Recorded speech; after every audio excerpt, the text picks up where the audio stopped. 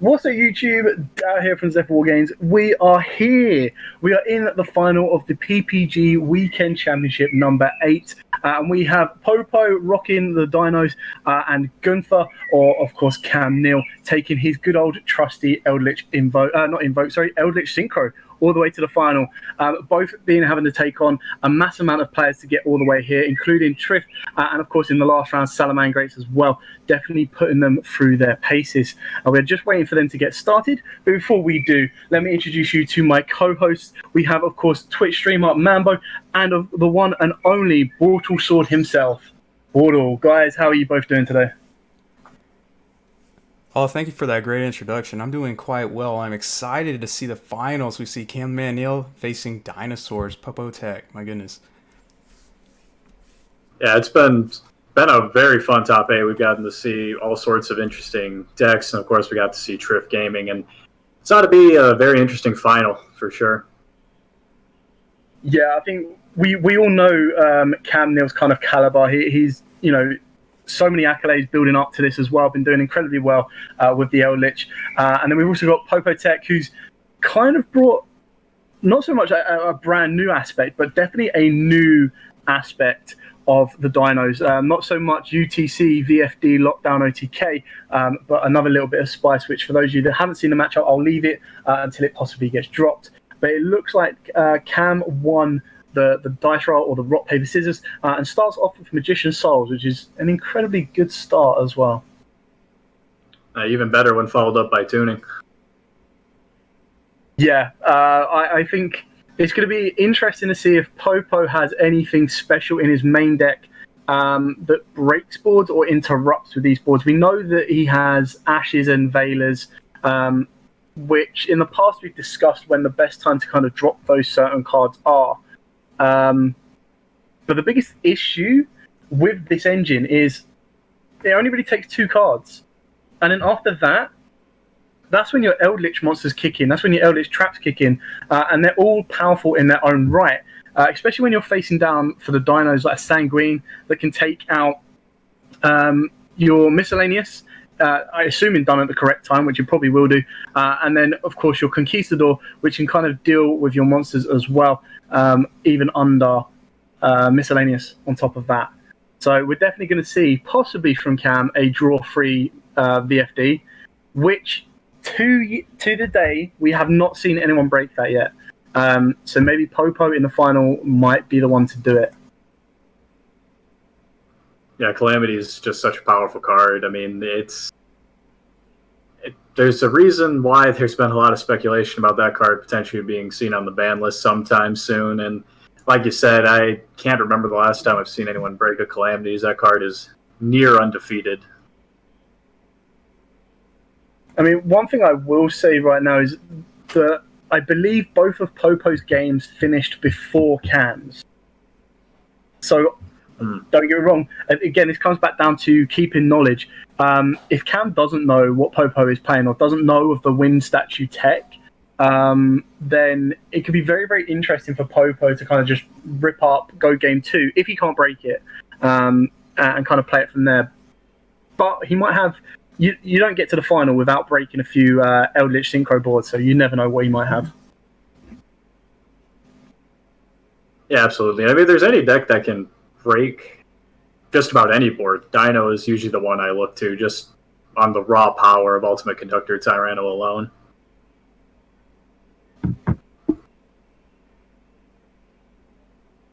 Okay, so they're just using Borg's effect. Now, this would be the right time to drop the Veiler, Imperm, or Ash, and it doesn't look like he's got it. Or maybe a Nibiru. Now the Despot comes back, now's the time to drop the Nibiru. If you don't do it, I think it's safe to say that Popo doesn't have any outs to this board right now. Yeah, and from here it's off to the races. You have about so many different lines of play you can go for here, and we'll see which one they decide to opt for. I mean, I'll ask both of you this then. Out of all of the options we've seen so far, you've got the double Omni Negate of Savage and Herald with additional extensions from there on. We've obviously seen the draw 3 VFD, and then, of course, we've had the draw 4 and double Omni Negate. Which one do you think, which one would you go for? In terms of how effective it is, I always think the draw 3 VFD combo is bar none the most efficient and most effective, but I've actually always been a big fan of the one that ends on the Ultimaya Zolkin, and then you can set your Eldlich cards to grab Crystal Link Synchro Dragon from the extra deck for free. Not super efficient, but that one I just think is so cool. Bortle, have you been able to do any spice with the Jet Synchro tech leading into like maybe a Bortle Sword plus double Omni Negates or anything like that? Personally, no, but I do know that it's pretty decent overall. I'm just really excited to see how he's going to attempt to break this field. Yeah, I mean, an Extravagance is certainly a good way to start, and that straight away has made Cam use one of the Savage tokens. Now, ideally, a normal summon of an Overraptor with no effect, killing the Herald, and then maybe main phase 2 starting to use some additional effects from there can really, really do some damage. I mean, this is going to be massive. I don't believe it destroys as cost. No, it does not. Ooh, might have an imperm regardless. I can only imagine this is going into a Relinquish Aminar. Oh, no! See, that would have been cool. Okay, I already know what his extra deck is.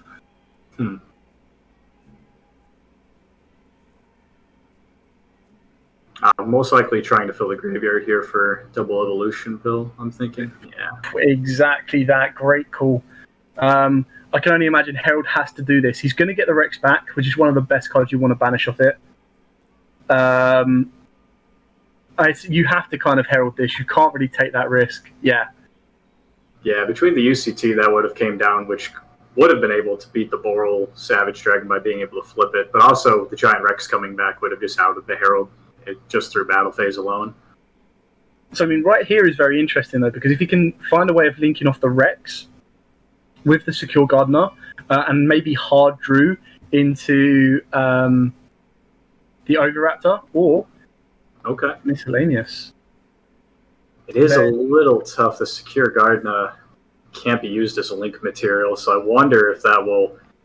Because we've seen this combo before, which I suppose I won't spoil it yet, just because we are going to, of course, see a game 2 where they may be able to bring it out, but really, really slows down that combo that we've seen from them in the previous match. So this is quite good, because this will net him a Pranktops, which he could then shotgun to get rid of the Savage Dragon. And we haven't seen any Eldlich cards yet, so this actually might be a really good position here.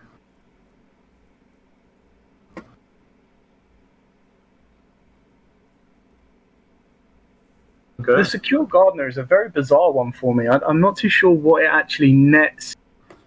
Oh, top deck Cursed Eldland.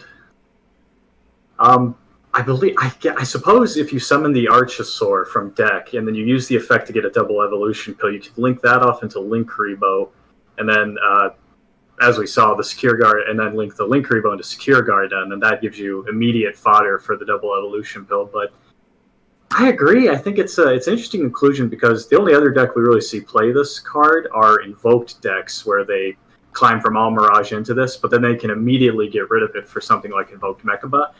Outside of Ultimate Conductor Tyranno being able to destroy this, I'm not really sure how they're getting rid of it. Yeah, I mean, I completely agree with the source of play you just said, and we saw it with the pill. I just think it's such a restrictive play, the fact that it can't be used as link material, period. Really hurts like the Reaper Donkus play as well.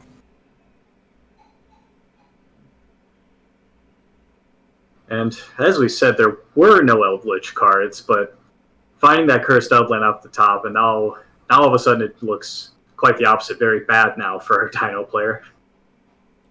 Yeah, I mean, with only one card left in hand, we know it's not an imperm. Unless it's a top deck that came off of his draw for his turn, we can probably safely assume it's not a Nibiru, it's not a Veiler or an Ash. And we're just going to see the Synchro Climb again from Cam. I'm not too sure what else is in that extra deck to kind of end on, but definitely going to see a second Halley Firebrax, and that can kind of build from there. I can't.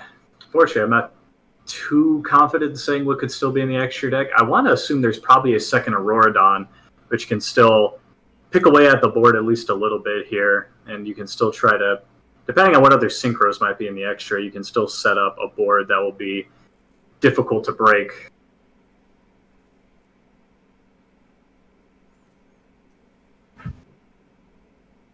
It's actually very valuable knowledge to see the Ghost Warner come out of deck there, to know that your opponent main decks that as you get ready for game 2.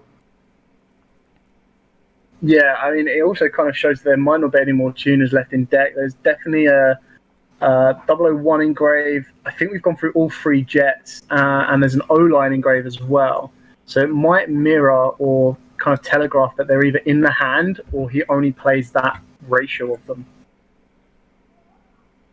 Yeah, definitely. And we do see the Golden Lord come down here. I wonder if they try to extend anything further, even like an Accesscode Talker. So it is. Yeah, I mean, this is going to be able to do a decent amount of damage. There's currently four different attributes in the graveyard. Oh. That's 4 pops, and it's sitting on 43. We saw that Popo had a bit of an issue getting rid of Accesscode Talker in his previous game in round top 8 without Prankatops. So he's got resource. If he top decks a pill, an Oviraptor, a Way 2 pill, or a UCT, he has a play there, but it's still not enough to get past Accesscode. Yeah, and I think that's probably the hardest part about this particular scenario, but this Accesscode Talker at 43, having a little bit of knowledge in what is in the deck, especially in the extra deck, I honestly don't know if I can see them having an out to this, especially if they get Veilored onto an Oviraptor. Yeah, I mean, see, that's interesting.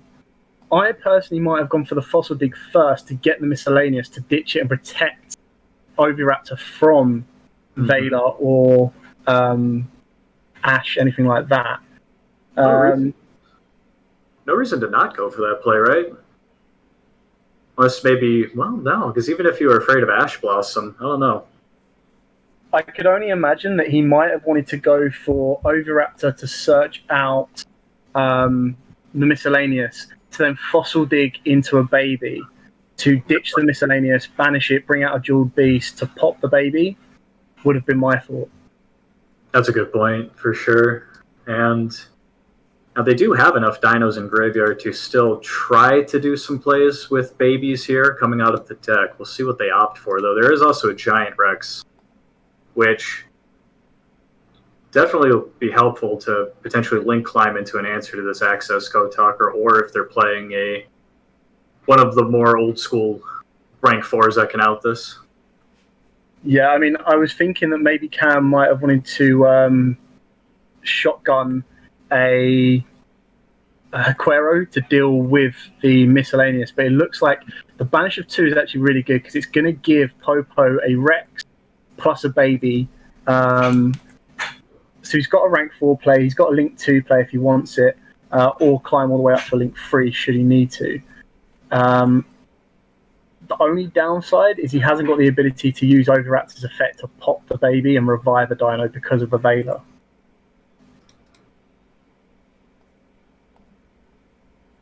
Yeah, the Veiler there was very important to slow down this entire play, because now it really limits your options, as you only have a way to go into either a rank 4 or you can get up to a link 3 here. Now, yeah, they're going to go for a rank 4, which, if it's Dolka, actually won't do much against the Accesscode Talker since it can't respond to the Accesscode Talker's effect.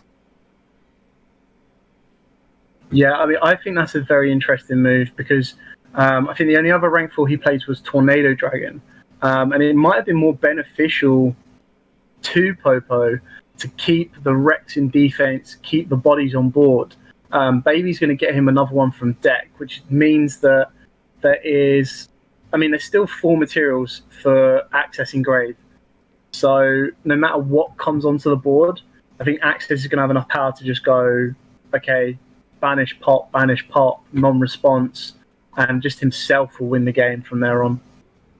Yeah, 3,700 staring down an Accesscode Talker that I believe still has more than enough fuel. Yeah, 3-4 pops still in the graveyard ready to go, and now you have a Golden Lord to back that up.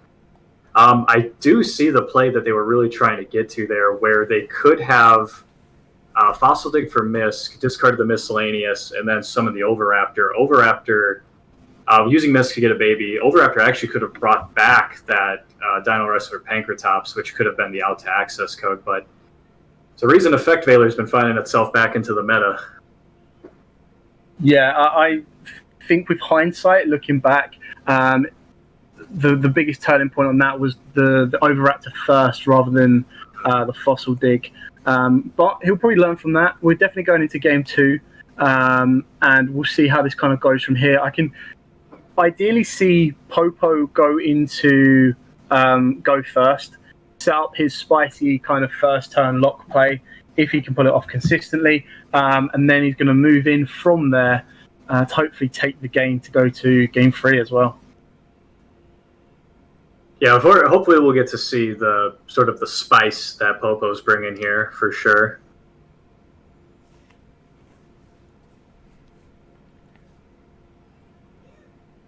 I mean, yeah, they're going to get to go first here and try to pull that off for us. Ooh, straight with the extrav. And the Extravagance is another one of those little techs that I really like in this deck. Was, of course, a very popular choice in the previous format, but now as the deck has sort of tended to optimize towards Halka Fibrax and Auroradon combos, you don't see that card very often. But I think you might be surprised if we get a little deep into this game and we get to see more cards out of the extra deck here from our Dino player. Yeah, I mean, we know that his extra deck is solely focused on consistently bringing out his control play. It's just going to be interesting to see if Cam has a stable out to it, should it get dropped, and then kind of being able to follow up from there as well. And getting to pop the Petit here is great, since that can get you the Pankratops out of deck, which will give you another form of interaction on your opponent's turn.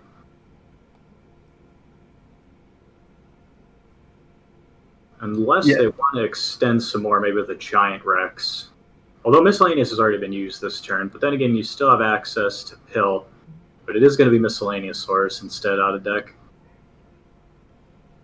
Yeah, I think what would be really good is if he can end on the same board that we've seen so many times, being able with a UCT plus a Dolka alongside the pure lockout, will really, really cause Cam to have some issues because he won't be able to Golden Lord.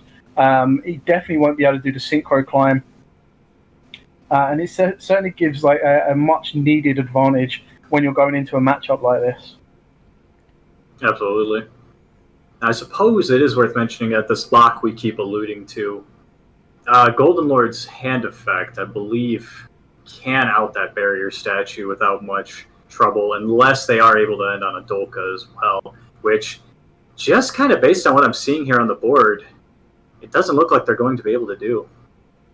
Unless they have one more extender here to help with the Reaperdocus. Yeah, I guess the stars did not align, and he didn't banish those targets with the Extravagance.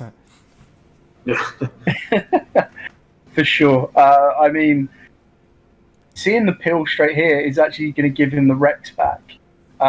So we do need one more monster to be able to hit the board in order to get the best play from him. But still being able to start with a UCT plus the barrier might be enough to win him this round. But we'll soon see. Maybe Cam is well aware of this, and he's got the imperms and he's got the like Dark Rulers ready to go. It's interesting to think there because, like we've mentioned, the barrier statue isn't safe from a Golden Lord's hand effect. So, do you think there was any legitimacy to maybe going for Dolka there instead, or is shotgunning into the Samorgan hoping that it's good enough? It is not good enough.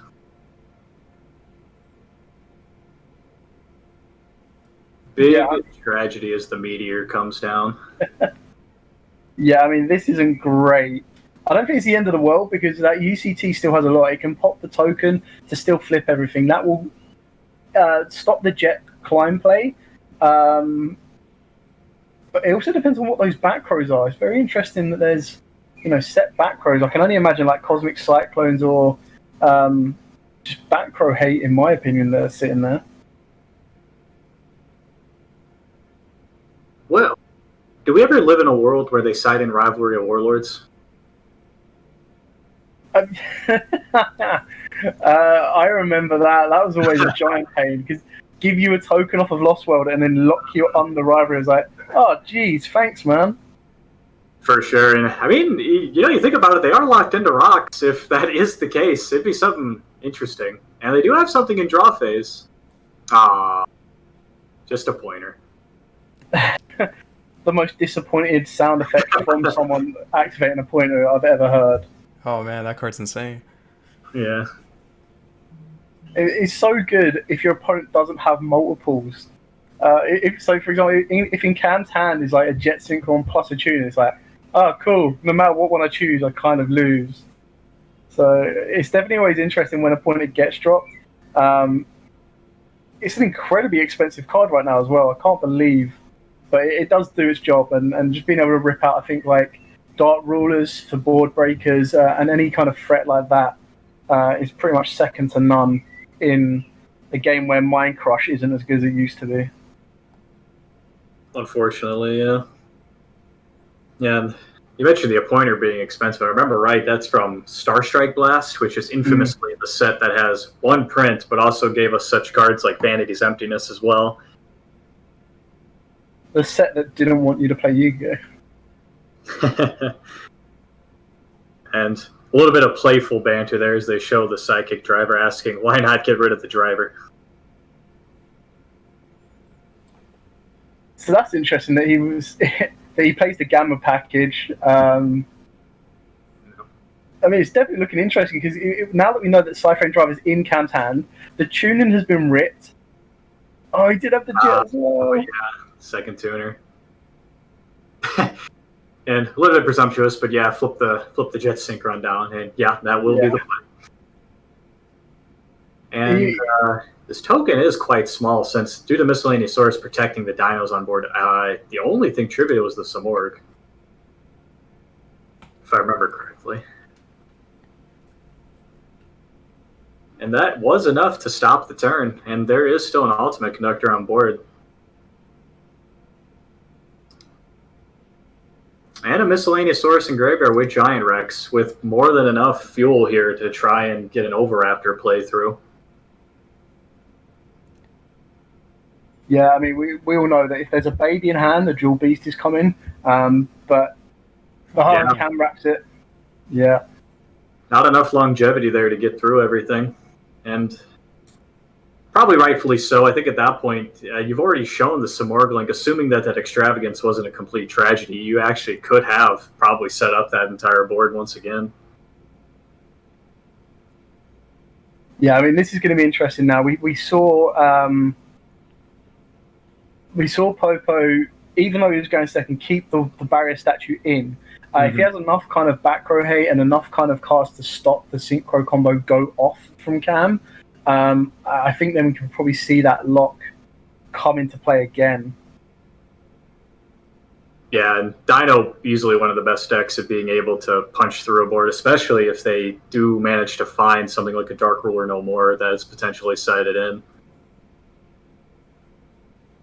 Yeah, I think Dark Ruler could be exactly what he needs right now, because we saw in game one that the biggest issue you had was trying to play through those double Omni Negates plus an Imperm. So if you turn off at least half of them, what's this? Oh no. Not in game 3 of the finals. Oh man. Not what you want to see. Well, it's what you want to see for Popo, but if a Lightning Storm gets dropped right now... Could see in a pointer? Nope, no pointer as we go into main phase 1.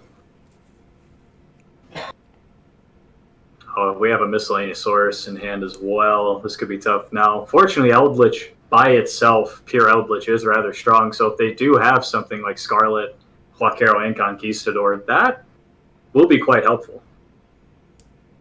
Yeah, I mean, I'm not surprised that there's an imperm along that back row. And I completely agree. I think there's some form of Golden Land, Golden Lord build-up play sitting along that back row. Oh, wow. No kidding. Yep, there's one. Not followed up by a Scarlet, so there might not even be access to Golden Lord in this back row either. Unless you want to hold it. But I don't really see a reason you could do that if you could just remove the Oviraptor there in battle phase. And we're going to have a little bit of a slow game on our hands, folks. Ooh, this is interesting. Oh, wow, we're going to see some Yu-Gi-Oh! There you go. Not. Now, in these kind of situations, at least for our Dino player, where you kind of end on the subpar hand in game 2 or 3, it's usually fair to assume that there's sometimes a lot of conflicting hand traps that kind of prevent you from making a play. So we'll see if they have anything to slow down the play here and potentially keep this Oviraptor on board for further plays down the line. Yeah, I agree. There needs to be, for both to kind of freeze up like that in that round, there needs to be some form of, okay, no play coming from here right now, or I need to stop this happening. We know there's Ashes and Veilers. You can imagine that the set is definitely not on a point arm, more so an imperm. But maybe he's... I would have liked to think you would have stopped the Halifibrax, but chances are it's probably going to be used on the Aurorodon, if any. And we have a bit of a think here, so it could also be a Nibiru in hand they're debating on. I think well, I don't know. At this point, since you've sort of given away the info that you have something here, and I'm trying to think if there have been 5 summons, it is Nibiru, and I think that's smart. At that point, if you are telling your opponent, I want to think about this on summon number 5 or onwards, it's really tough to say, no, go ahead, because at that point, they might not commit as much as you think, and then that could make your Nibiru far less optimal. Yeah, I mean, it's interesting to see Nibiru dropped early. Yeah. I can only imagine that Cam might have wanted to play a bit more safe, so Cam could have tried to go as early as possible to an Omni Negate, which wouldn't have been preemptively expected from Popo. So this is the safer route, but it's a bit risky as well because Cam might have some extensions. If he doesn't, okay, you're in the driving seat. You've got a very powerful Nibiru in comparison to quite a weak token. And then if you can back up the rest, I can only imagine there's probably another Oviraptor in hand. If you can back that up, you're definitely looking good. Yeah, it's tough too because when you're in a slower game like this, when you think about the next couple of plays, there is a Jet Synchron still in graveyard. There's only been one Hulk. There have been no Aurorodon, so it's dropping the Nibiru here. Your opponent will still have plenty of resources to try again the next turn and even the following turn if you continue to try and interrupt. So we're going to see Conquistador in the end phase to start setting up that back row. Here comes a Sanguine. Now, that's actually massively important because if any of those back row that we didn't see get used last turn is like a Huaquero or a Conquistador, then that gives Cam a decent amount of interruption. And we see Dino, one of the best top deck decks in the game, finding Fossil Dig, but it's met by Imperial Order. Very interesting. Yeah, that is... I mean, it's not the end of the world, but it really depends if there's anything else in Popo's hand that can help him go. Otherwise, he's in a bit of danger right now.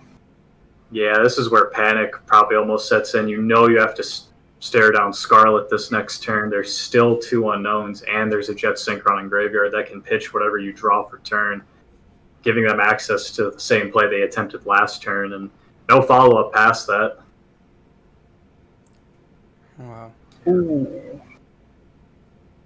I suppose the Ash and the Sanguine certainly pins Cam back, not being able to get his Golden Lord to board.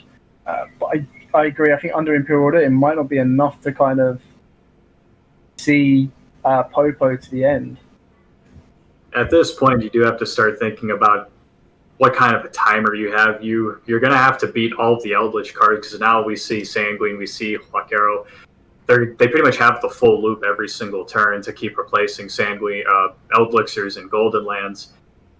And you need a lot more turns before you're going to be able to get to the point where Imperial Order actually becomes a danger to our player in red.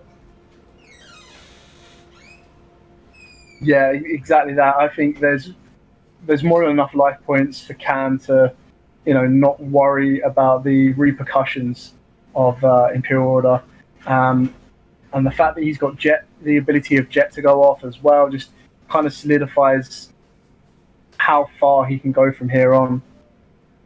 Interesting to see the Eldland discarded for Jet Synchron, but I think it might be more of an aggressive play, since Eldland does include that text that you cannot declare attacks except with zombie monsters. So maybe they're thinking that if they try to make an aggressive push this turn, they don't want Eldland being able to hold them back, since they don't have access to a Golden Lord in Graveyard to get rid of it.